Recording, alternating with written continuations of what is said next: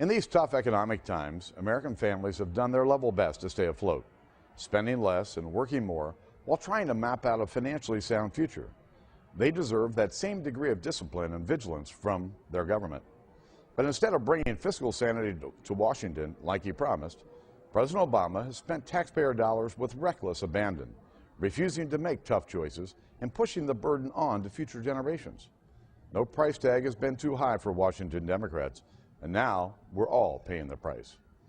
Unemployment is still close to 10%. The private sector is at a near standstill.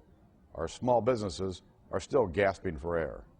And having run a small business, I can tell you that the new health care law, with its burdensome mandates and tax increases, is already stalling these engines of our economy.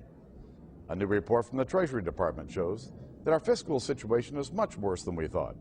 Our record national debt, which now tops $13 trillion, is on pace to exceed the size of our entire economy by the middle of this decade. Economists say that at these levels, our debt is draining enough resources from our country to cost us nearly 1 million jobs. We cannot go on like this. Real economic growth requires creating jobs in the private sector, and to do that, we need to start reining in Washington's out-of-control spending spree. Less spending, more jobs. It's that simple.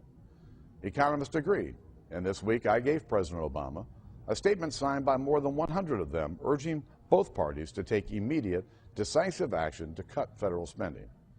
Unfortunately, Democrats in Congress are busy making backroom deals so they don't have to pass a budget this year. They'd rather keep on spending than seize this critical opportunity to create jobs and boost our economy. But every family knows that in tough times, passing a budget is more important, not less important. Just as troubling is the fact that President Obama hasn't uttered a word in protest of congressional Democrats' failure to produce a budget. Even after being presented with these economist pleas for fiscal discipline, he still won't press leaders in his own party to fulfill their responsibility to the American people.